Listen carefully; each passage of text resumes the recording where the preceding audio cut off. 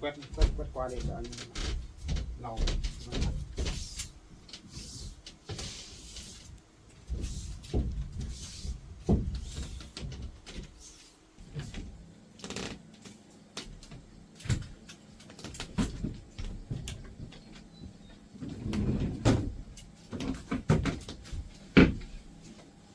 Làm em đi nhẹ chân mới sinh như vậy rồi làm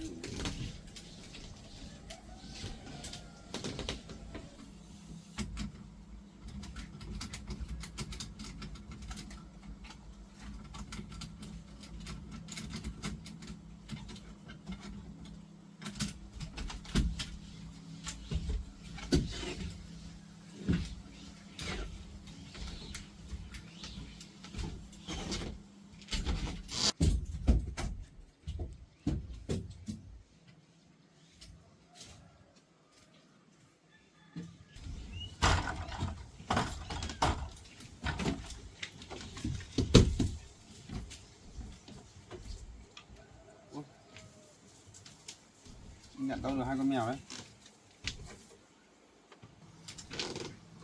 ở bên đống củi á, tự nhiên lại có 2 con mèo mệt xíu xíu này. Mày nó đâu nhỉ? Ở ngoài đống củi đấy à? Hay là nó đẻ ở gần nhà mình nhỉ? 2 con mèo đẹp thế nhỉ?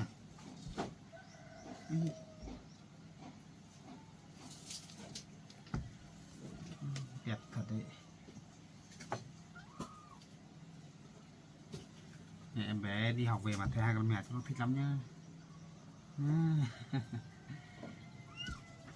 Lấy đi ra chỗ cũ kia để đi, tí nữa mẹ nó lại phải tìm đấy. Không biết mèo nhà ai này. Đẹp nhỉ. Cứ ra kia để xem mấy nữa xem nó có ở nhà mình không.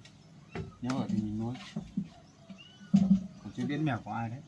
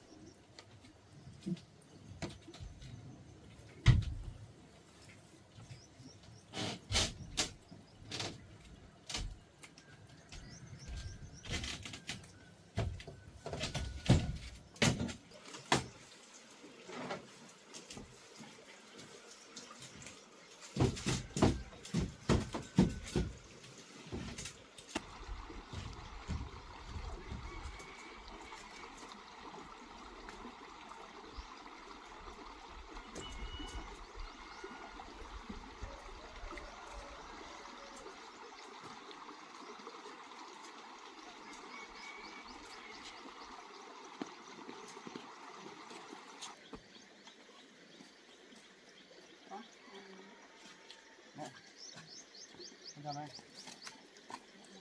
Con lau cái nhà đi.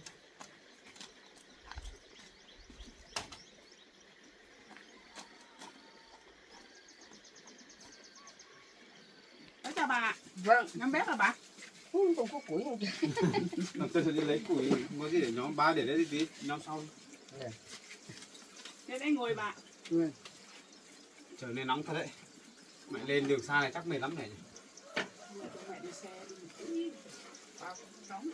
Con gọi mẹ lên để chắc là với con đi sang chỗ nhà của mẹ xin nói chuyện tí. Con nói qua cho mẹ biết là mẹ của sinh về ấy. Mẹ của sinh về đó. Biết làm kiểu gì. Mẹ của con đi xuống đấy xem nói chuyện kiểu gì đã. Hai mẹ con mình đi đâu? Về lâu chưa con? Được 5 hôm rồi, nay 5-6 hôm nữa. Con, sáng nay con gọi điện thoại mẹ thì không nghe rõ mấy. Thế thì bà kia về nhà mình như thế nào con? Mẹ của sinh lên đây được 2 lần rồi. Cái hôm đầu tiên là đến nhà, 2 vợ chồng đến. Nói chuyện, xong rồi biết chuyện là cái sinh ở đây. Vừa rồi lên đây bắt con phải ly hôn vợ con xong là lấy con gái của bà đấy. Con có nghe đâu, nói dám về con cho bà ấy về. Bà ấy bảo là bây giờ con phải suy nghĩ đi, suy nghĩ xong là ngày mai lên xuống nhà để trả lời cho cô biết. Đấy. Chờ đến ngày mai nữa, con lo quá đi rằng gọi cho mẹ lên luôn. Thế giờ con tính thế nào?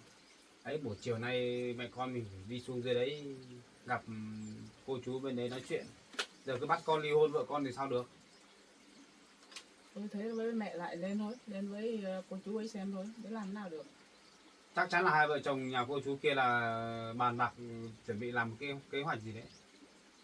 Cô này đi làm về lâu chưa? Đấy cái này vừa bảo là một tuần hay gần một tuần. Bảo về nửa tháng thôi con lại đi. Mà về nhà này biết chuyện là con gái của mình như thế, nhưng đợt trước chắc là hai vợ chồng cô chú đấy chắc giấu nhau điều gì ấy. Cô ấy đi làm bên nước ngoài về, chú bố của Sinh ấy không thể nói gì mấy cái chuyện của Sinh trước xảy ra đến giờ với nhà mình gì. Chắc cô ấy không biết đâu, không biết nhiều hay sao ấy. Chắc không biết đâu, chắc là ông không điện cho cô ấy đâu, cô ấy mới không Con biết. không biết. Thế bảo là có thấy chú ấy nói gì với cô đâu, là chuyện cưới xin gì đấy, những cái chuyện đấy. Nói chung là chuyện kia thì mình không biết. Thế bảo là không biết mấy đâu. Giờ về là hơi bất ngờ. Đấy là việc của nhà họ, mình không quan tâm.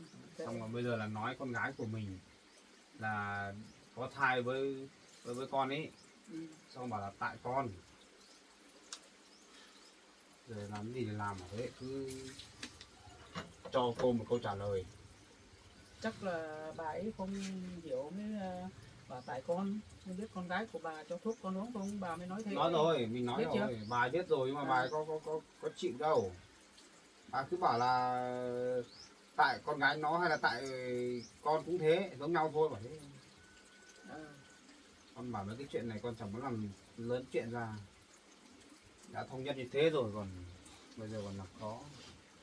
Không được là mẹ con mình nói chuyện lại đấy, không được thì cho cái Sinh về với mẹ nó, cho mẹ nó trông thôi, không cho ở đây nữa.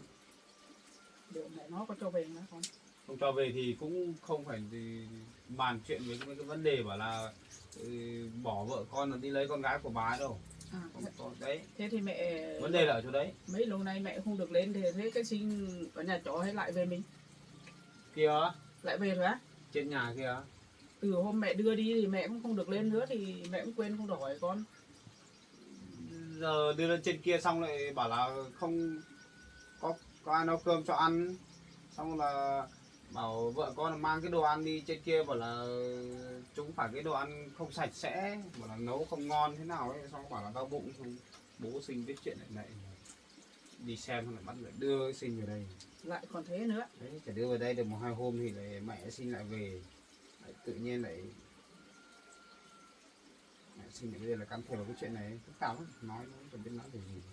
Chịu đấy, chịu bố Giờ Sinh. mà làm theo pháp luật thì được thôi, không sợ đâu. Chẳng qua là bây giờ mang thai con của mình rồi, mình cũng chẳng muốn làm cái gì để cứ thôi thống nhất cho hai bên là rõ ràng. Vợ con thì con nói chuyện rõ rồi, vợ con bảo không sao đâu, cứ cho cái Sinh ở đây cũng được, với điều kiện là Sinh nó không được làm gì nhà mình.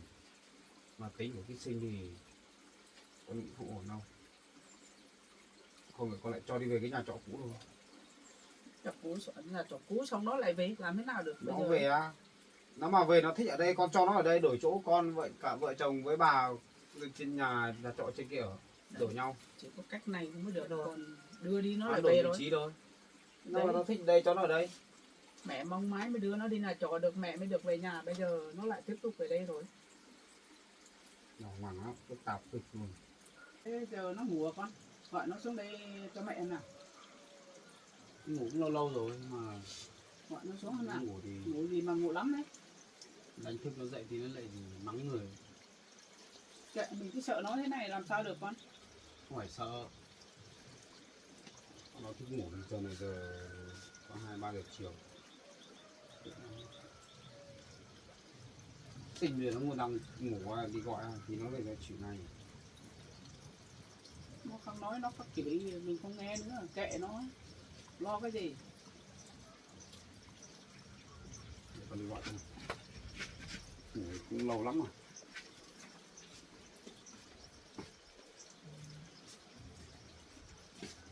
Thế thì hôm mẹ đi về thì nó xuống đây nó có làm gì cho con không? Nó bắt con bóp tay á?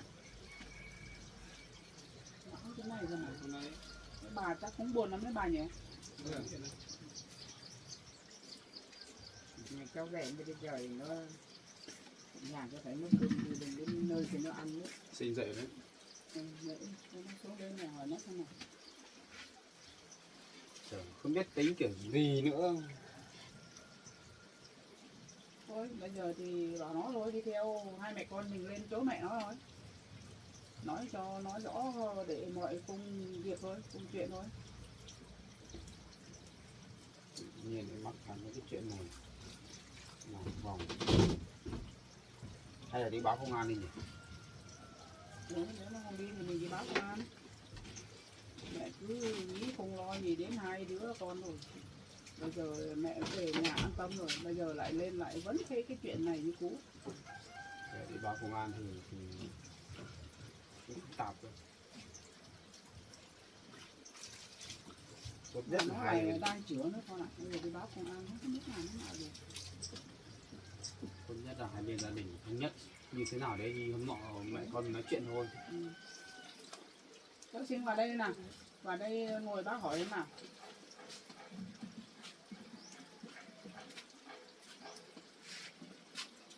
Đây ngồi đây. Ngồi lên ghế đi. Đang bàn về cái chuyện của em đấy.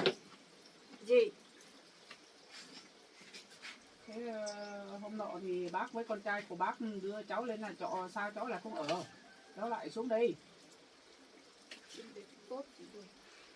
Sao? Kể cho bác nghe em nào.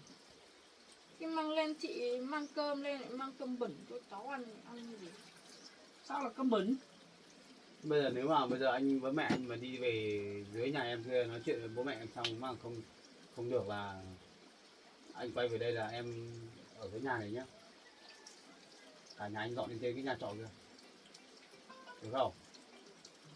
Trên đấy ở Vợ chồng anh bà nữa lên cái nhà trọ chứ anh thuê kìa. Em ở đây. Em thích ở nhà anh mà. anh đi đâu ở anh cho đấy đây mình Thế em bảo thích ở nhà anh thì em ở đây đi. thì người nhà anh không ở đây thì em ở đây làm gì. Cháu thích ở đây thì cháu nó ở một mình, bà với lại hai vợ chồng cháu vẫn lên nhà trọ rồi. Không chị. Cái nhà đấy nó đẹp, nó rộng, sạch sẽ, sao cháu lại không ở? Mình tự làm cơm ăn chân nào? Sao phải bắt con dâu của bác đưa cơm đi cho ăn mới được? Bây giờ nó làm cho ăn thôi, cháu lại chê không nên ăn. Chê bẩn, bẩn cái gì? Bác không biết thì thôi. Đấy cháu vừa nói xong thì sao không biết? Bác còn hiểu thừa tính cháu rồi sao không biết? Thôi bây giờ hai mẹ con anh chuẩn bị sang nhà em rồi. Đi xuống dưới nhà em đấy, em đi theo xong là về xong tí anh nói chuyện xong là em ở đấy với mẹ luôn đi. Nha. Đỡ phải đi lại nhiều. Đi đâu hết. Mẹ em chẳng muốn em đi về nhà ở thôi. Đi làm gì. Ở với mẹ chẳng sướng hơn à? Bởi vì mà mình đi ở thế này. Không đi đâu. Em tự thích thì tự đi. Không đi thôi, ở nhà đi. Bé mình đi. Đi gặp mẹ xin nói chuyện á. Đi ra đấy làm gì. Đi nói chuyện. Đi nói chuyện còn đi đâu nữa? Bây giờ mà không đi bảo mẹ anh đi nói chuyện thì mẹ em cứ bảo là bắt anh phải suy nghĩ xong rồi trả lời. Trả lời cái gì? Có cái chuyện gì mình nói. Mẹ em chẳng bắt anh ly hôn vợ anh đấy, xong là đến với em đấy, không có cái chuyện đấy đâu. Giờ đi nói rõ ràng đi. Chứ chỉ tự đi. Anh nhìn ra đây anh không mắng trò đấy. Anh giỏi quá nhỉ. Đi, con, hai mẹ con mình đi không cãi nhau nữa. Vào nói chuyện con nó thấy tặng lời thế được còn. Ở nhà nhé. Các con ở nhà nhé. Ở nhà với bà. Tí nữa một lúc nữa mà anh mà về muộn thì em đi đón con. Mà kịp giờ thì anh đi đón.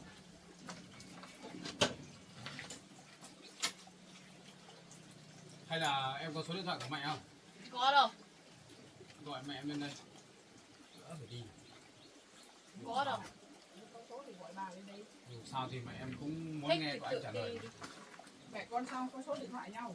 Các cháu Rồi giấu mua điện thoại đây không có số à? Thích cho đây, anh tự thích thì đi nói thì anh tự Lấy đi. điện thoại đây để anh gọi. Gọi mẹ lên đây nó nhanh. Mệt lắm, không muốn đi lại đâu. Không có đâu. có đây nó giấu đấy con ạ. Đưa đây. Tao bảo không có rồi. Có số điện thoại của mẹ thôi, anh xin anh gọi bố mẹ em sang đấy nói chuyện. Anh thích thì anh tự đi một tìm đi. Không lấy số của anh với mẹ em đi xa nó vất vả chứ. Chết rồi, mẹ em đi.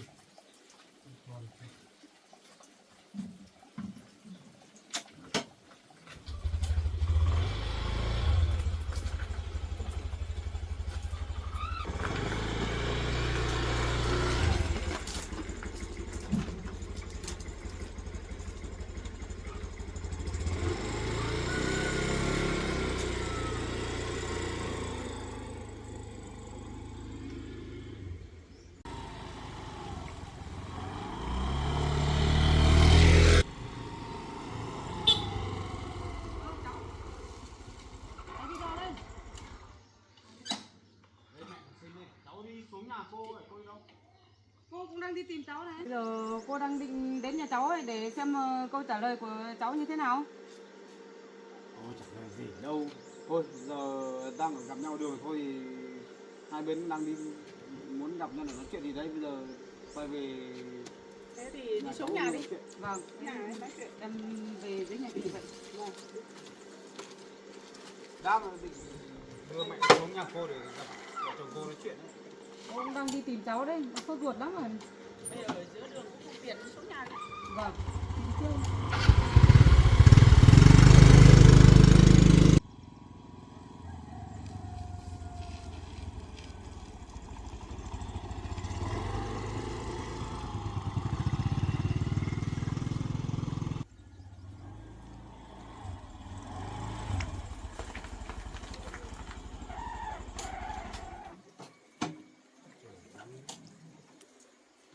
Vào nhà đi em. Cháu đi về rồi. Đang đi trên đường gặp mẹ sinh ngoài đường đây. Này Cho cháu vào. không ngồi rồi. Mẹ ngồi đi. Cô ngồi đi. Đấy, Có ngồi đây không? bảo là đi gặp cô chú nói chuyện mà anh đến ở đường thì lại gặp rồi. Gặp ở đường kia là mẹ bảo ở nhà đi, nói ở đường không tiện con ạ. Đấy về nhà mình nói. Gần nhà hơn thì Cũng may đấy, chậm một tí là chị với cháu đi qua để mất công em lại đến không gặp được. Thế nhỉ? Vâng, em cũng sốt ruột lắm. Ngủ như nhiều đấy, Gia xuống đình đây mà- mà em lên nhà này. Em cũng cần để trao đổi một tí chuyện gia đình để cho nó dứt khoát chị ạ. Rồi. Thế có chuyện gì chị nói à? Cứ nói đi. Vâng, thì quanh đi quẩn lại cũng chỉ chuyện con gái của em với lại cháu Bảo nhà chị thôi. Em cũng đang bảo là con gái nhà em nó cũng yêu cháu Bảo thật lòng. Thế đến bây giờ thì em khắc phục kiểu gì em cũng khắc phục rồi, nhưng mà cháu Bảo cũng không chấp nhận cho con gái của cô về kia, cứ giữ ở đây. Nhưng mà cô thì bảo không cho ở đây, nhưng con gái của chị của em thì lại bảo là thích ở đây cơ. Mẹ lên như nào? Mẹ lên một lúc may quá là kia gặp cháu Bảo với mẹ của cháu Bảo thì mẹ lại bảo hai mẹ con quay về đây, mẹ cũng về đây để nói chuyện Mẹ cứ biết gia đình. nói lên đây. Thì cái chuyện chưa xong thì làm sao mẹ yên tâm để đi làm việc khác hả con? Mẹ có thích đến đây đâu. Đến đây thì gia đình của cháu Bảo cũng không hoan nghênh cái chuyện mẹ đến mấy đâu. Chẳng qua là vì con, vì cuộc sống của con thì mẹ phải đến. Đi đến đây thì mẹ cũng lo cho con chứ có phải là mẹ thích đến đâu. Thế thì bây giờ mẹ cũng gặp mẹ của cháu Bảo rồi, cũng nói chuyện như thế. Thì đầu tiên thì mẹ cũng xin phép bà với chị Vâng. Thì câu chuyện hôm trước thì em cũng gặp cháu Bảo cũng nói chuyện rồi, nhưng mà cháu Bảo cứ khăng khăng là không nhất trí thế nọ thế kia. Thì em cũng ra quyết định là để sau này quay lại để cháu Bảo trả lời cái câu nói của em. Thì bây giờ xin phép chị với bà cho cháu Bảo để giải thích cái câu em đặt vấn đề lúc sáng nay ấy. Thì xem bây giờ cháu Bảo trả lời cô như thế nào, trả lời dứt khoát. Cái đấy không cần phải trả lời đâu. Xin thưa với cô là cháu không đồng ý đâu. Không phải làm thế đâu. Không phải đi hôn vợ cháu rồi đi lấy con gái của cô đâu. Không phải suy nghĩ đắn đo gì cả.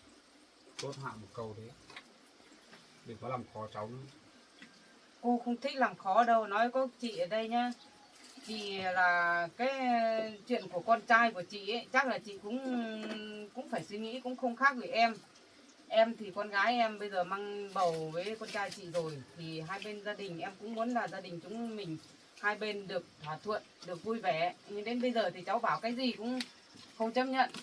Thế bây giờ em mới bảo là hai cháu Bảo bỏ vợ câm kia để cưới con gái em, thì cháu Bảo cũng không chấp nhận. Thì bây giờ bảo cho em đón con gái về, thì con gái em cứ không khăng khăng lúc nào cũng bảo yêu anh Bảo như thế nọ thế kia. Thì quyết định ở đây thì cháu Bảo chỉ bảo là chỉ nhận con thôi, không nhận mẹ. Như thế thì em cũng thấy đau lòng vì con gái của em không được người chào đón từ hai mẹ con, thì em cũng xót lắm chị ạ. Vâng. Cho nên thì chị cũng là người mẹ, chị quyết định như thế nào cho em được thoải mái một chút, em yên tâm một chút về hai đứa. Bây giờ con trai của chị thì cứ bảo là không chấp nhận như thế thì em cũng không nhất trí đâu chị ạ. Bởi vì bây giờ con gái của em đã mang thai như thế rồi thì chị phải sắp xếp thế nào cho con trai của chị phải cưới con gái em làm vợ thì em mới yên tâm được, em mới chấp nhận được. Vâng, bây giờ em xin nói với chị sẽ nói với em này. Chắc thì mẹ của cháu sinh cũng ít tuổi hơn Vâng. chị thôi, thì gọi bằng chị em. Vâng. Bây giờ thì những từ nãy chị cũng nghe em nói, nhưng mà những cái lời nói của em nói ấy là bảo con trai của chị ấy bỏ cái mận đi, thì cái này là chị không nhất trí. Mà có con với cái Sinh thì hai mẹ con chị cũng là công nhận con trai của chị có con với Sinh rồi, nhưng mà bây giờ bắt con trai của bác bỏ cái mận đi, bỏ con dâu của chị đi là không được. Mà cháu Sinh đẻ cái đứa con ra thì hai bên gia đình bác, bên gia đình chị đây sẽ chịu trách nhiệm trông nom đứa con đấy. Còn với cháu Sinh thì bây giờ bảo lấy con trai của chị thì chị cũng không đồng ý đâu. Bây giờ nó đã có vợ hết rồi, có vợ sờ đấy, cưới xin đàng hoàng rồi, chỉ đi xin hỏi cưới xin cho đón về nhà mình rồi. Bây giờ mình lại bỏ con dâu của mình đi làm thế này là nó không đúng chị ạ em ạ. Bây giờ kiểu nào thì kiểu, còn đối với chị thì không nhất trí đâu. Bảo bên kia thì cưới con trai của chị đi làm rể ở kia, chị không nhất trí đâu. Từ trước chị cũng nói với chú rồi, lúc nào cũng khăng khăng bảo bỏ con dâu của chị đi, bỏ thế nào được. Bây giờ cái mận thì chỉ đi hỏi đàng hoàng, cưới xin đàng hoàng, chị mới lấy được đứa con dâu về. Tuy rằng nó câm thôi, nó không biết nói được thôi, nhưng mà mọi chuyện nó tốt đẹp lắm. Mà cháu Sinh ở đây với con trai của chị lúc thì con trai của chị đi làm ở nhà với con dâu của chị ấy, nó cũng hay dở tính lắm, không nói thì không được. Hôm nay là người già mình gặp nhau thì mình phải nói hết chuyện cho nhau biết. Và con gái của chị cũng chẳng là vừa đâu, nói thật ra là thế đấy. Cái lúc bảo đi ở với bố, một mình bố thôi cũng không đi, xong là đòi hỏi nhà trọ phải sạch sẽ, nhà xây thơm phức cơ, cháu mới đi tìm được rồi mới đưa đi xong là chị mới xuống nhà ở. Chị cũng không ở đây với con đâu, còn chị ở dưới kia thôi. Chị mới đi bây giờ lên lại cháu Sinh là chuyển về đây rồi, là không biết cháu Sinh nghĩ thế nào. Cứ làm khó gia đình con trai của chị suốt thế này là không biết kiểu gì nữa. Bây giờ chị nói như thế thì làm sao được, bởi vì con gái nhà em bây giờ còn trong trắng, chưa chồng chưa con chưa người yêu.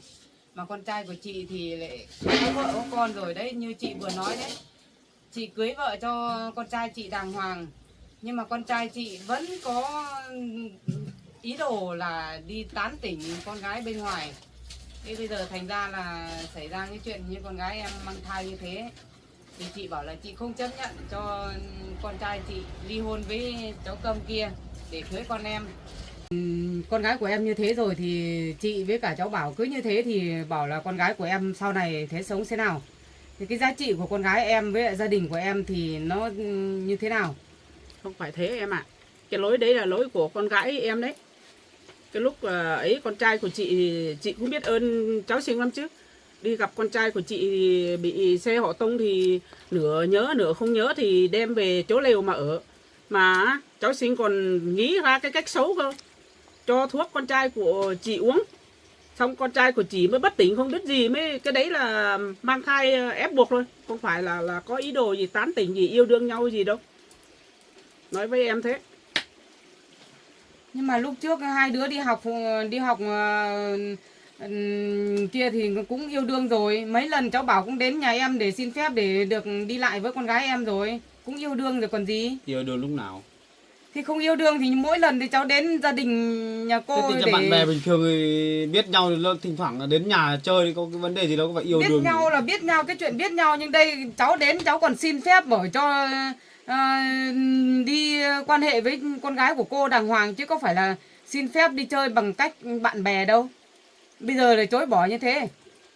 Đúng là mẹ cũng nói như thế, con cũng nói thế. Cháu Bảo thì từ trước đến giờ nói chuyện với cháu Bảo cháu cũng rất ngang rồi. Bây giờ em gặp được chị nữa thì chị cũng chẳng khác gì con trai của chị.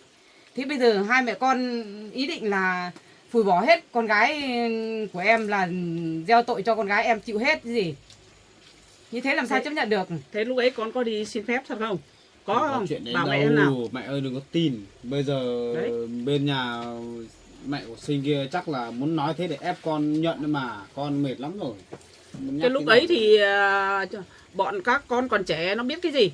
Đi học chỉ có bạn bè đi chơi với nhau thôi, làm gì mà có chuyện yêu đương em phải nghĩ chứ. Lúc ấy trẻ con nó biết cái gì mà yêu đương lúc đi học ấy. Thì chị bảo là đại học rồi còn trẻ con cái gì nữa.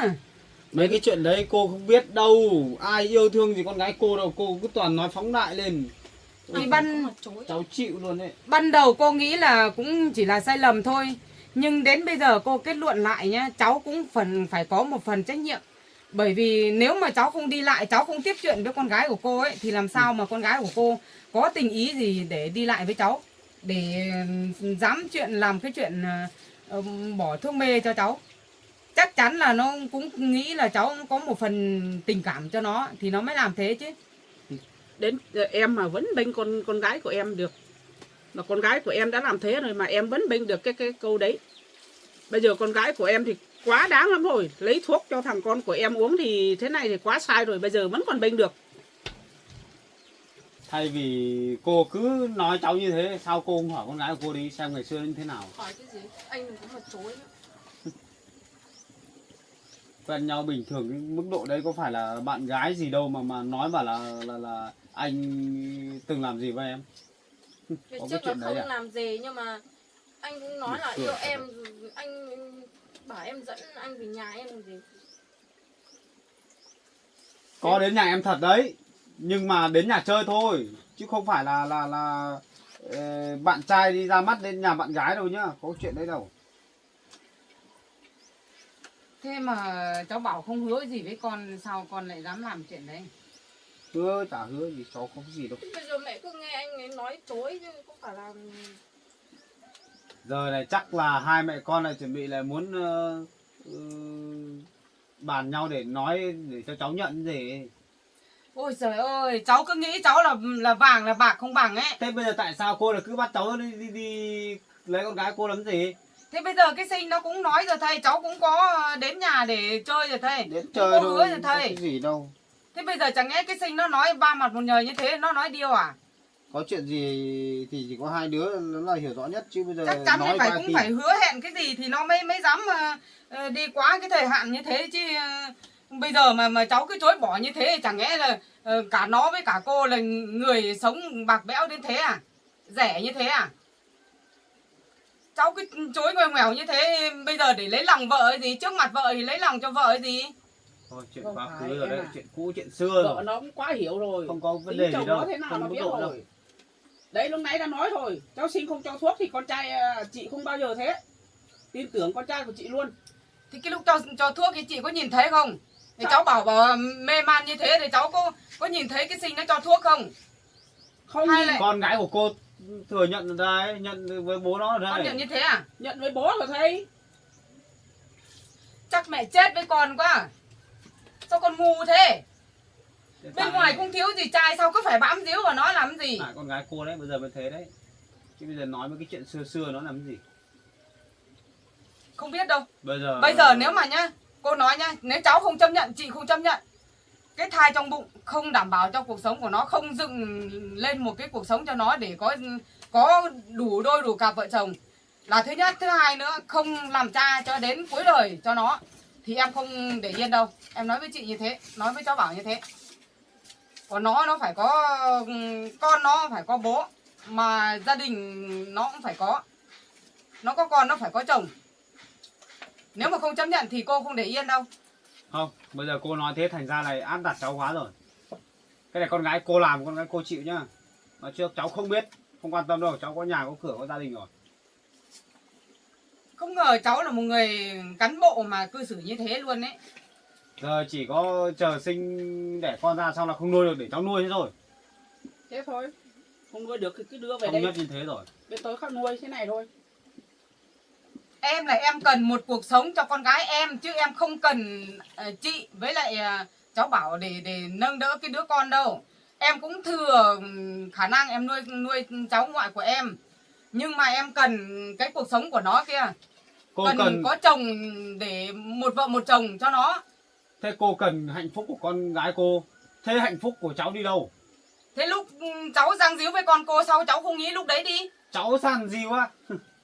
Hỏi con gái cô ấy, nói hay quá. Thế con gái cô, chẳng lẽ con gái cô tự diễn ra một mình, bản thân tự diễn ra để mang thai à? Thì chẳng thế, nói nực cười. Tưởng là người tốt, hóa ra là đem đi đấy lại giở trò, làm cái tí xấu cho con trai của chị. Bước đầu nhá, em rất tử tế rồi, nhưng mà em thấy con của chị ấy cũng chẳng tử tế gì.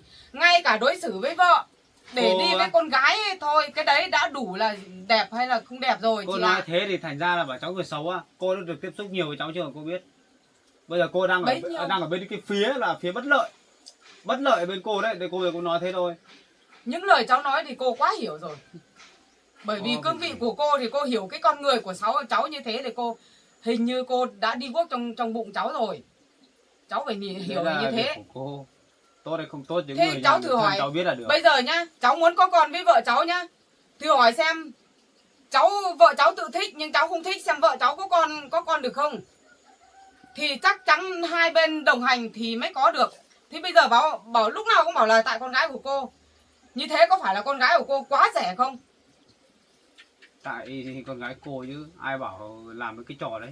Cháu xin nói mẹ đi, bây giờ sao đứng đơ ra thế này?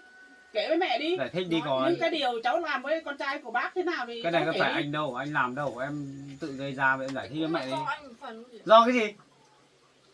Anh đi mời à? Hay là anh đi dụ dỗ em? Hả? Tự làm đi được, nói mẹ đi, không để cho mẹ cứ dồn dập nói anh thế này. Anh biết thừa kiểu gì? Lại thành ra là anh là người sai à? Nói đi, giải thích cho mẹ đi. Còn bên phía của gia đình cháu đây là chốt hạ rồi. Không có cái chuyện mà là đi cưới xin lên với con gái cô đâu. Hay là ly hôn vợ của cháu đâu, không có đâu nhá. Khẳng định chắc một câu đấy. Hay là thôi con ạ, em mẹ con về đi, không cần ở cái nơi như thế nữa, không tốt đẹp gì đâu. Về nhà mẹ khắc hộ con, nuôi đứa con của con lớn lên, đến lúc con của con được 2-3 tuổi, lúc đấy con lại phơi phới ra như một con gái chưa chồng. Thì lúc đấy ở ngoài đường không thiếu gì trai đẹp, không thiếu gì trai tài. Cho nên là bây giờ con bớt nhớ cháu Bảo đi, về với mẹ. Tất cả mọi thứ mẹ lo cho con hết. Cái gì chứ còn tiền là khả năng của mẹ. Mẹ thừa cơ để mẹ lo cho con. Không việc gì phải bám víu nhà người ta làm gì. Đến đấy người yêu của con là cháu Bảo đây này. Xong cả mẹ của cháu Bảo này không chấp nhận một điều gì tốt của con. Họ không nhìn thấy cái điều tốt của con ở chỗ nào cả. Một nửa tốt cũng không có. Cho nên là con không thể giao một cái cuộc sống của con ở cái nhà không có tình cảm như thế đâu.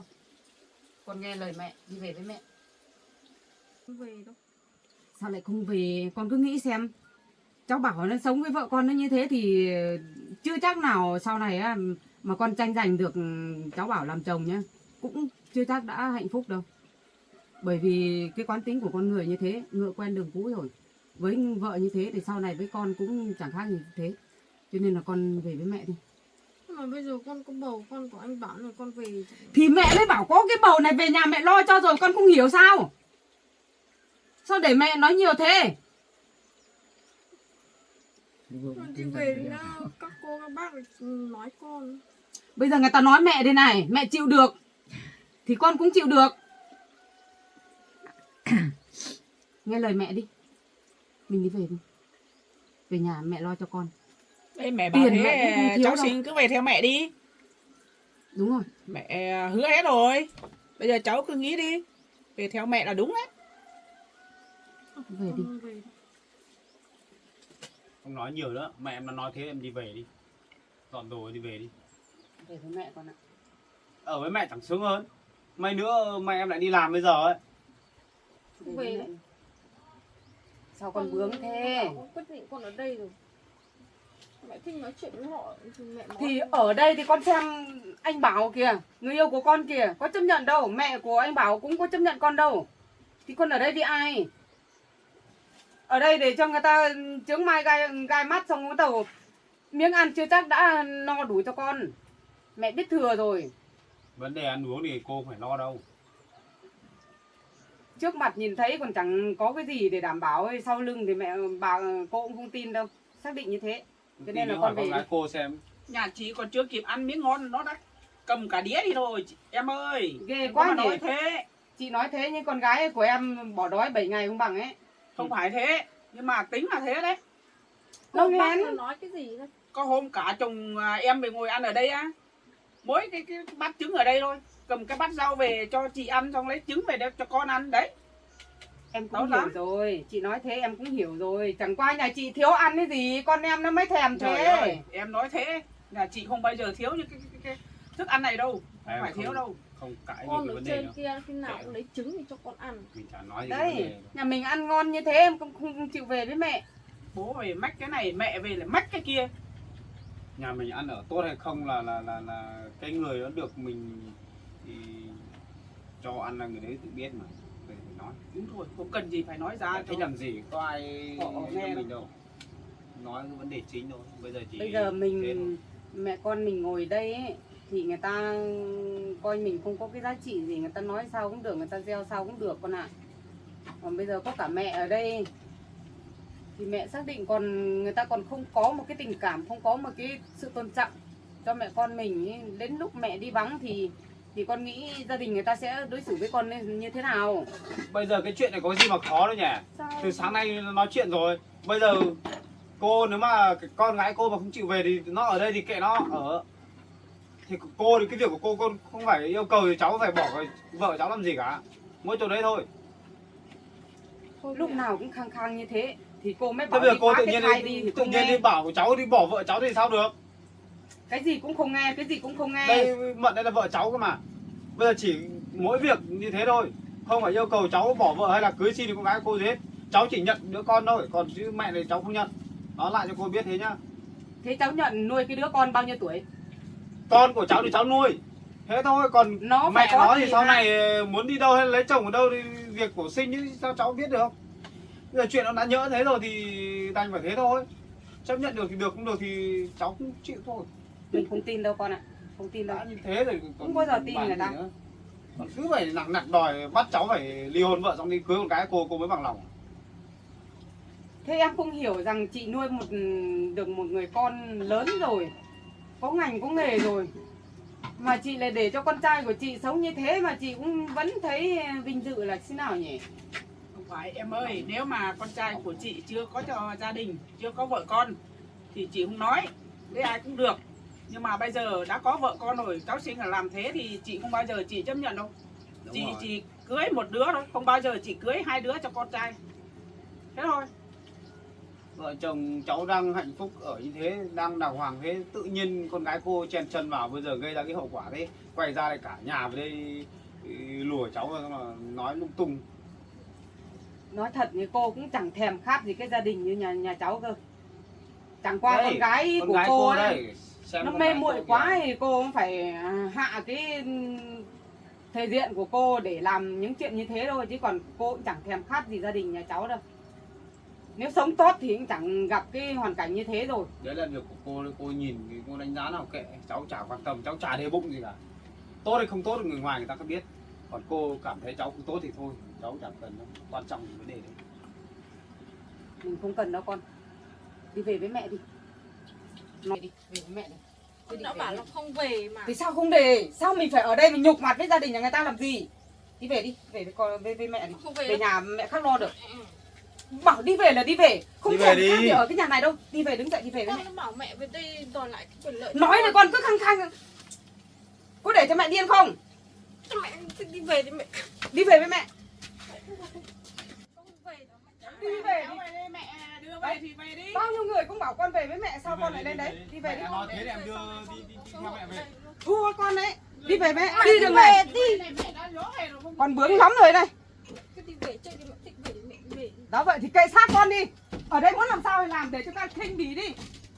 Mai mốt đẻ con mà nó làm sao ấy thì đừng có trách mẹ, đừng có bảo mẹ không nói trước. Em thua rồi đấy. Không biết là chị với cả cháu bảo là cho con em ăn bồ mê thuốc lũ gì mà để nó khổ sở như thế này luôn ấy. Này, nói với em đấy, không phải là tại nhà đây đâu, tại con gái của em đấy, bướng bỉnh cái này đấy. Từ đầu rồi bảo đi theo về nhà ở với bố không đi, bây giờ em đích thân em về đây đón nó rồi nó còn chối cái còn không đi này. Không phải là dễ dàng đâu, cháu xinh đấy, bướng bỉnh lắm. Em biết là con em nó bướng như thế rồi. Nhưng mà nó cũng chỉ vì tình yêu thôi chị ạ. Tình yêu thì gửi đúng chỗ chứ. Tình yêu gì ở đây? Biết ở đâu là đúng chỗ. Bây giờ Tình yêu ví dụ nó- như cháu chưa có vợ con thì được, chứ bây giờ cháu có gia đình rồi thì biết thế rồi. Không phải từ bây giờ mới có chuyện này đâu, từ ngày trước rồi, lâu lắm rồi ấy. Từ lúc cháu chưa cưới vợ cháu kìa.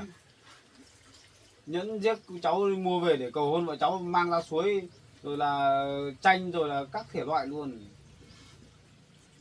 Nó cũng chỉ tình yêu nó khiến nó mới làm như thế thôi. Không phải là người nó ác đâu. Ở nhà tôi biết rồi. Nó không phải là cái đứa ác đâu. Chẳng qua bây giờ nó yêu đương vào rồi nó mê muội cháu, xong rồi bây giờ nó mới sinh ra cái tính như thế thôi. Xong rồi là lấy tiền về rồi là bắt bận là bỏ cháu đi, xong là đi chỗ khác ở. Lấy tiền ném vào mặt người ta. Xem Đấy. con gái cô làm thế đúng không? Tất cả cũng chỉ vì một chút tình yêu không có bến, cho nên là nó mới mù quáng, nó mới làm những chuyện như thế. Chứ nó ở nhà, thật sự là nó ở nhà với bố với mẹ nó rất ngoan, một đứa rất ngoan. Cô đi làm Đến suốt bây cô giờ được biết thì- gì con gái cô ngoan. Thì cô Ngoan nuôi là nó ngoan. từ bé đến lớn, thì ít nhất cô cũng là người nuôi nó, người hiểu được nó mà. Thế sao Chứ bây giờ chẳng lẽ con bây gái giờ cô sao ngang là ngược thế? đến đây rồi thì cháu được quan hệ với nó rồi, cái gì cháu cũng thấy nó tệ, cái gì cũng thấy nó xấu. Thế nó xấu như thế thì cái lúc cháu chơi bạn bè với nó, lúc đấy thì nó xấu như thế thì làm sao cháu chơi được. Xấu tính hay không cháu biết rõ nhất. Chứ cô thì chứ ở nhà nó ngoan với cô, chứ ở ra ngoài xã hội ra gì là ngoan. Cháu là người rõ nhất. Bây giờ cô hiểu nhiều rồi, hiểu về cái tính của cháu rồi. Cháu đã không thích nó thì cháu mang đầy cái khí độc về để cho nó phải Cháu nói gánh thật vác với hết. cô này, con gái của cô nếu mà ngoan hiền từ ngày xưa về á thì chắc có khi thời đến lúc đấy cháu khéo cháu còn yêu. Còn như bây giờ thì không có đâu. Thời đấy con gái cô xấu tính rồi là kiêu ngạo rồi nhiều cái nó không tốt lắm. Nhiều lần cái sinh ấy ngỏ lời ra tán cháu thì cháu không ai đâu để ý đâu, bởi vì cái tính cách ấy không hợp với cháu. Chối nhiều lần rồi. Cứ bám lấy đấy, bám tận bây giờ. Giờ Giờ con hậu gái quả của thì- cô lỡ bước rồi, cái gì cũng bảo con gái của cô không tốt. Biết người ta không thích mình rồi thì thà rằng sao mình không tránh ra đi, tìm người khác mà yêu đi. Cứ thế thì lúc nào cũng kiếm cớ rồi đi tìm cháu. Giờ thì thấy khổ chưa? Giờ cháu chẳng muốn nói đâu. Nói Thế nhiều. bây giờ em hỏi chị với cháu, với cả vợ của cháu đây. Thế bây giờ là nó không quyết định, nó không về rồi, nó vẫn ở đây. Thì cháu với cả chị với bà với cháu ở đây. Thì cho nó ở đây sẽ chăm sóc nó như thế nào? Liệu có đảm bảo không? em nếu thì cô không tin tưởng gia đình cháu, ví dụ lo không được tốt cho sinh thì đấy, cô cứ xem thế nào tự nói chuyện với con gái mình thôi.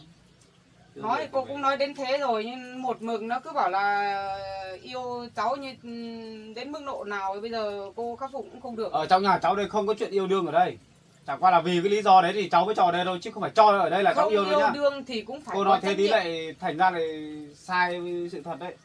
Không yêu đương cũng phải có trách nhiệm. Bởi Trách vì nhiệm là có.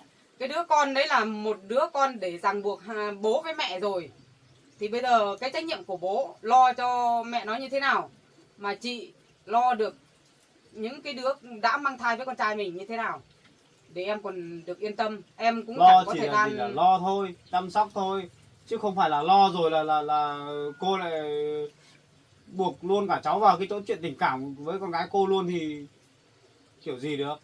Cứ bắt buộc cháu phải như thế thì sau này cháu nói chuyện nó kiểu gì với vợ cháu bây giờ.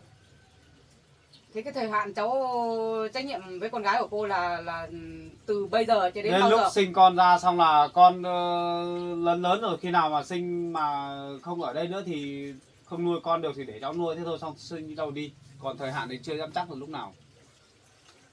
Thế thôi, nói thế thôi, cái đứa con sinh ra là cháu chịu, cháu nuôi. Thế thôi, còn sinh muốn đi đâu thì đi. Nói với cô rồi, cháu chỉ nhận con chứ không nhận mẹ đâu. Thôi đến nước này thì cô cũng chấp nhận rồi, khắc phục cũng đủ thứ rồi, lành cũng nói mà giữ cũng nói rồi. Hình như là cô thì dành cái lành cho gia đình bên cháu, nhưng bên cháu thì cũng toàn dành cho những cái câu cay nghiệt với cô thôi. Không phải như Cho thế. nên là bây giờ cô nói dứt khoát với cháu nhá. Bây giờ nếu mà cái sinh nhá, cháu mà đuổi đi một cái sao không được, dễ không mà. Còn Quan cái trọng gì là cháu đã nói cái gì với nó để nó không đi được kia kìa. không đi cái gì, tại sinh nó không đi chứ. Thì chắc cháu nói cái gì với nó mới như vậy chứ. Nếu mà cháu không nói gì tự dưng nó Cháu ở đây còn nó mong dựa vào con gái ai? cô đi sớm càng tốt, cháu mong gì sinh ở đấy. Chẳng qua là bây giờ đi về bên đấy thì chỗ bố của sinh thì suốt ngày bảo là không cho về bên đấy. Bây giờ cô về rồi đấy, cô tự thuyết phục con gái cô đi, xong rồi cho đi về đi. Cháu đấy việc của cháu đâu, ở với cháu thì cháu vẫn cứ nhất trí là cháu ở thế. Vợ chồng cháu nó nói chuyện rõ rồi, ở đây chỉ ở đây cháu làm cái phòng riêng cho đây, ở riêng, ăn uống không thích ăn chung thì tự nấu ăn riêng. Còn chứ đặc biệt ở trong ở chung nhà đây là không có vấn đề mà bảo là cậy lúc bảo là mang thai con của cháu thế này thế kia, bắt đầu là bắt nạt vợ cháu rồi làm khó cho bà đâu. Cháu về là đợt này chỉ cần một lần duy nhất là cháu cho đi luôn đấy, không có nói nhiều đâu. Không đi được là cháu cho ở đây là cháu chuyển cả nhà cháu đi chỗ khác ở đấy, để đi xa luôn đấy, không phải Con gần trai đâu. của chị nói thế, ý chị cũng như thế thì Thế thôi, thì bây giờ con trai của chị nói thế nào thì chị phải theo hướng của con chứ. Đừng Bây có giờ mà dồn cháu vào đường chị cùng. nhận là con không nhận thì chị làm thế nào, em cũng phải hiểu chứ. thế sao chị mất công nuôi một người con lớn như thế này, trưởng thành như thế, có ngành nghề như thế, sao không đi tìm được một người vợ biết ăn biết nói, có dáng có vẻ như con gái của em, sao lại cưới như đứa Cô ơi, cầm như thế này? cô Với nói em cho này, đúng vấn đề đừng vào. xúc phạm đến con dâu của chị. Tuy Nói rằng lệch nó không vấn đề ăn nói rồi. được, không ăn nói được thôi, mà nó không còn hơn cháu sinh nhiều, nó không giống như cháu sinh đâu. Vậy thế sao nó không đẻ con cho chị đi? Chẳng qua chúng nó chưa muốn đẻ thôi, Để nói con với này em không thế. mà là quyền của Cái đấy cháu. Chưa là muốn quyền đẻ của hai hay đứa là nó. đẻ không nổi? Không phải là không nổi, chúng nó muốn đẻ lúc nào chúng nó đẻ. Bây giờ chúng nó còn đang làm ăn, chúng nó không muốn đẻ. Nói Chắc với em nào thế. đó đẻ được. Một khi đã câm rồi thì tất cả mọi thứ cũng câm hết thôi, chị phải hiểu. Bây giờ em cứ nghĩ là đứa con gái của em có con thế này là sướng hơn con dâu của chị à? Là mang được cái đứa con ấy thì giỏi lắm à? Rồi đến lúc chị cứ bám theo cái đứa câm như thế rồi, vừa câm không nói được, vừa câm cũng chẳng đẻ được nữa. Đấy Cô đừng có nói thế. đừng có mà nói thế, cái đấy là không cần. Bây giờ con Không biết gì gái cũng nói, của đúng là em được quá. mang cái bầu về làm vạ cho con trai của chị, cái này tốt lắm à? Bây giờ nó không đẻ được, chị vẫn là thương nó hơn cháu sinh. Nếu mà nó ở ngoài đường nó chữa với thằng khác, xong bắt đầu nó mang về cho chị thì chị bảo là nó mang cái bầu về ăn vạ. Nhưng mà đây đi thử rồi, đúng là con cháu nhà chị rồi, thì chị bảo nó ăn vạ thì có phải là nó ngoài đường, nó gặp cái thằng ở ngoài đường xong nó mang bầu về cho chị đâu, cho con chị đâu. Vẫn đúng thế, nhưng mà cái này đáng nhẽ có thì phải ăn nói cho cẩn thận vào, chẳng mang vạ về à? Bắt con trai của chị bỏ đứa vợ nó đi, ai mà làm thế? Thế này là đúng lắm à? Vợ nó thì cũng xinh đẹp tốt đẹp gì khôn khéo gì đâu mà quyến luyến làm cái gì. Chị chả đi ra ngoài nhiều, chị chả hiểu. Thế gian bây giờ người ta phải xem vợ mình là cái phong thủy của gia đình, phải có vợ, phải xứng tài với chồng thì ra bên ngoài thì nó mới đẹp mặt, chứ còn Cô chị ơi, mà cho cô con nói trai thế. có nghề mà đi Cháu ra bảo ngoài cô này. dẫn một con câm đi theo như thế thì không Cháu phải bảo nhục cô con nhá. chị mà nhục cả chị luôn. Chẳng qua chị Cô nghĩ nói rằng- thế này, thứ nhất là cô xúc phạm vợ cháu rồi này. Thứ hai là cháu nhận ra một điều là cô không phải người tốt gì đâu. Cô nói được ra những cái lời này, cô không phải là người tốt. Bây giờ cô không đòi lại được quyền lợi cho con gái của mình là cô quay ra cô nói xấu người nhà cháu phải không? Đấy, nói xấu người nhà mình, hai mẹ con mình thôi mà. thì nhà cháu cũng sống sờ sờ ấy, có tốt Thôi gì nhá, đâu. bây giờ cháu chấp nhận là cho con gái cô ở đây để cháu nuôi dưỡng cái thai đấy nhá, là tốt lắm rồi đấy, là coi như cháu có trách nhiệm rồi. Chứ không phải là ấy là cô mà nói nhiều là mai thì cháu không thèm quan tâm đến nữ sinh nữa đấy, lúc đấy là mặc kệ đấy. Vậy thế bây giờ cháu giỏi cháu khắc phục để nó về đi, kể cả cháu ném nó ra ngoài đường được thì đấy mới là Đấy, tài. cháu bảo từ trước giờ lâu lắm rồi. Nói lâu lắm rồi, từ Thì trước cháu, đến giờ bảo cô con ném gái của cả cô mẹ về cả có chịu về con, đâu. tức là bây giờ nó đang hai mẹ con đấy, nó đang mang bầu là con của con đấy, con ném cả hai mẹ con ra ngoài đường, cô sẵn sàng cô nhặt về luôn. Từ đấy mới là cháu có bản lĩnh, cháu thật lòng với vợ, nhưng cháu không làm được, chứng tỏ cháu muốn ràng buộc nó ở đây để nối dõi cho họ hàng nhà cháu, chẳng qua không nói được thôi. Sao cô lại nói thế? Nó là rõ Cô ràng như nghĩ thế là rồi vợ gì. chồng cháu không đẻ được con á? Nếu đẻ được thì bằng đấy, năm sau không đẻ được sao lại nhặt con ở ngoài đường về mà nuôi. Chuyện đấy là chuyện của nhà cháu, cô không phải nói sâu xa thế đâu. Đừng có nói thế. Tốt Cô đẹp không thì hiểu cô gì cũng vấn đề về nhà hiểu. cháu đâu, đừng có nói nhiều. Cô cũng hiểu quá gia đình nhà cháu rồi. Cháu khăng khăng nói như thế là không dứt lời nữa. Vẫn cứ như thế thôi, khẳng định một câu thế chốt luôn như thế. Không Thôi phải nghe lời cô rồi là bỏ vợ đi cưới con gái cô đâu. Thế thôi. Cháu cũng đừng có thấy thế mà mừng vội. Nói thật sự. Rồi có ngày cháu cũng sẽ hối hận thôi. Thì cả chị cũng thế thôi. Không phải hối Có hận. ngày nào chị sẽ phải nhìn lại mà nhìn thấy ai là người tốt, ai là người xấu. Cứ thế thôi. Cứ vẫn thế thôi, tôi bảo. Nhà cháu bảo nó từ bỏ vợ thì trước không đến bao giờ, chấp từ nhận lúc cháu đâu. cưới vợ đến giờ, gia đình cháu không bao giờ gọi là có vấn đề trục trặc về vấn đề tình cảm gì cả. Từ khi con gái của cô xuất hiện là gây bao nhiêu trò, bao nhiêu cái khó cho gia đình cháu luôn. Đấy, nhà cháu cứ bất ổn từ lúc đấy đến giờ. Có hôm nào được yên đâu. Thôi được. Bây giờ thành như kiểu thành nó quen rồi đấy. Nếu bây giờ đã như thế nhá. Thôi. Gieo gió thì gặp bão thôi cháu ạ. Đấy. Bây giờ cô không thể dùng tình cảm với gia đình nhà cháu nữa, cả chị nữa. Đấy là tùy em. Tôi muốn làm gì thì làm thôi. Thì làm. Bọn cháu đây. Đấy là gia cháu đình- nói nhá. Đúng Cô rồi. muốn làm gì thì làm nhá. Đúng rồi. Gia Chị đình cũng cháu nhất trí đây, thế gì. gia đình cháu đây Được. vẫn cứ như vậy thôi. Em chấp nhận bắt tay chị một lần. Bắt tay Cháu, nói. Nói là- cái gì? Được luôn, cô làm gì thì làm. Em nói thẳng với chị. Cô nói thẳng với cháu. Được. Từ hôm nay trở đi cô với em nhá Làm gì? Cô định sẽ không bao giờ dùng bằng tình cảm để giải quyết chuyện của hai đứa nữa. Em về em sẽ đơm đơn. Cô định viết đơn để kiện cháu gì? Đúng. Mời cô cứ sẵn sàng cô cứ làm đi. Gia đình nhà cháu đừng có thách cô nha. Chuyện này cô làm được. Cháu đang hoan nghênh cái chỗ đấy. Rồi Cháu sẽ đang gặp nhau cố tình trên là cháu tòa. không muốn làm thế rồi. Bây giờ gia đình cô muốn thế thì cô cứ làm đi, cô cứ viết đến khởi kiện đi. Thoải mái. Cháu đừng có mừng vội. Cháu chả Cô có sẽ gì. đưa chuyện này lên pháp luật để giải quyết. Đến lúc Được. đấy nhá, cháu với lại chị nhá, sẵn sàng nhá, phải bồi thường cho danh dự con gái của cô Được. nhá. Là nó còn trong trắng, chưa có người yêu, chưa chồng mà cháu Được đã rồi. là người có gia đình rồi, cháu còn xâm phạm với cái thân thể của nó như thế, cháu là người sai. Được. Lúc đấy cháu sẽ phải chịu chấp nhận. Cháu cái hứa hậu với quả cô, đấy. hứa với Cháu cô hiểu không? là lúc đấy công an mà giải quyết đấy. Ai sai, bên nào sai thì bên đấy chịu. Đúng bên rồi. cháu sai cháu sẽ chịu. Đúng Thấy rồi. chưa? Còn bên gia đình cô, con gái cô sai ấy, thì bên cô chịu trách nhiệm nhá. Chịu trách nhiệm thế nào thì bên đấy công an người ta cứ tự giải quyết nhá. Đúng rồi, cháu nhớ Rồi. kỹ cái chuyện hôm nay cháu Rồi. nói nhá. Quyền Còn lợi chị của- nữa nhá, nhắc nhở lại cháu đi. Cháu bảo ấy, hành động như thế nào thì chị nên nhắc nhở đi. Chứ đừng để đến lúc đấy bảo nhè sau lúc đấy không nói cho chị biết. Chẳng nhẽ là cô lại nghĩ bảo là cô đi nộp đơn cho công an xong là cháu lại đi cầu xin nhà cô để rút đơn. Không phải cầu xin đâu. Không phải cầu xin, đến lúc đấy tòa án người ta sẽ phán xét để bên nào đúng bên nào sai. Lúc đấy cháu sẽ phải biết như thế nào. Ui giời, cần Như gì? thế nào là tình lẻ bên ngoài, cháu hiểu không? Không cần gì đến tòa án đâu. Để cháu sáng mắt ra một lần. Lên công an phường một tí là rõ ngay mà. Cái này có phải là mình là vợ chồng kết hôn với nhau đâu mà. Để công an. Cô không nói nhiều nữa, bây giờ muộn mà. rồi. Cô đi về. Đấy nhá, hôm nay nói dứt khoát như thế nhá. Chị phải chờ cái ngày lên tòa gặp hai bên gia đình cùng nhau xét xử ở trên tòa. Bây giờ em không còn tình cảm với nhà chị nữa. Mà con em ngày nào còn ở đây thì chị với cả cháu Bảo phải trách nhiệm, phải đảm bảo cho tính mạng của con gái của em ở đây. Chứ xảy ra chuyện gì thì cái đấy cũng là một cái vấn đề để gieo lên cái buổi họp ở trên tòa án ấy. Chị hiểu không? Cháu hiểu không? Được. Bây giờ Cháu thời sao gian hiểu? không còn nữa. Cô nói cháu hiểu mà. Rồi. Cô thích làm gì thì làm mà. Đừng mừng vội nhá. Chào gia đình. Không phải mừng đâu, chị cứ về đây để gặp nhau ở trên đấy. Tôi thèm khát gì ở cái nhà này, ở cái nhà u ám này, khổ sở này, tôi chẳng buồn gì ở đây đâu. Chẳng tiếc nuối gì ở cái nhà này thôi. Thật quá đáng cái gia đình này. Ép gia đình người ta không được rồi, cứ bực lên là cái chửi bên mình. Kệ thôi. Con là thấy buồn cười.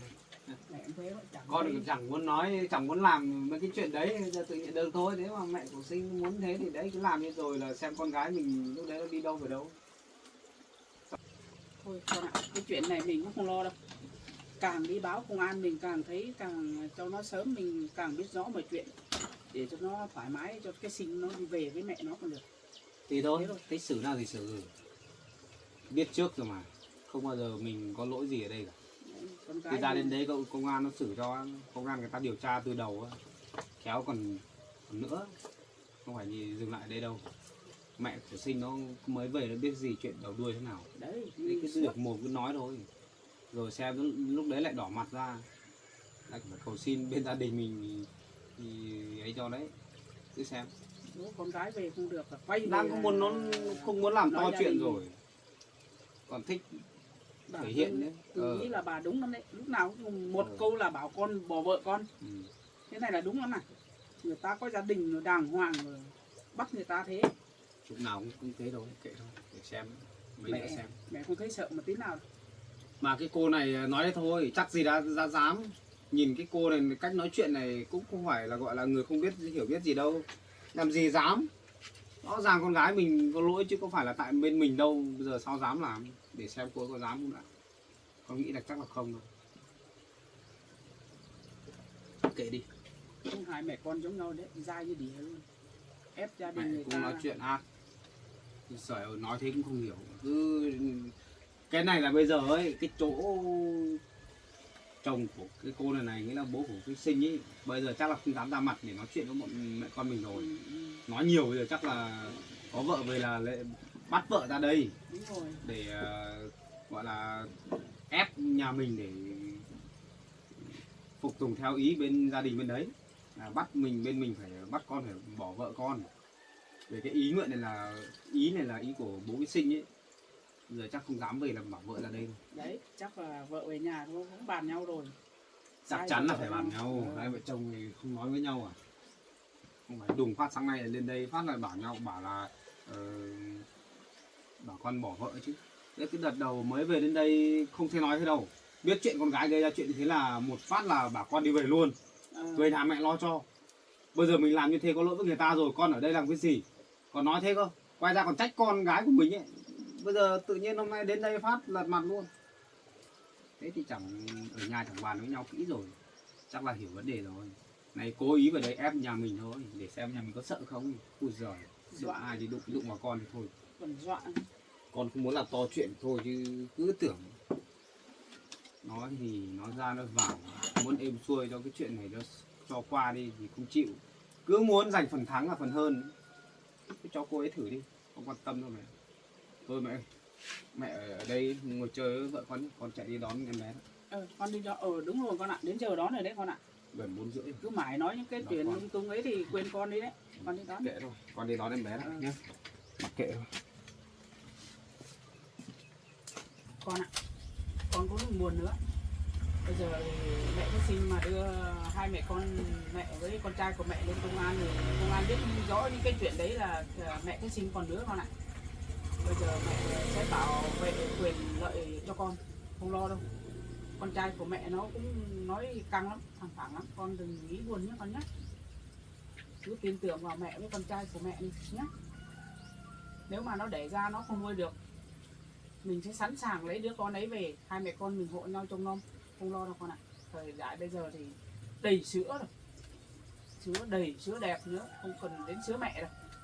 Cứ kệ nó, chèn ép gia đình mình quá đáng, kệ cho nó lên công an làm sáng tỏ hết, rồi mình càng nhanh càng sớm càng tốt con ạ, để gia đình mình để ổn định. Bà nhỉ, bà cũng đừng buồn nhé bà nhé. Vâng.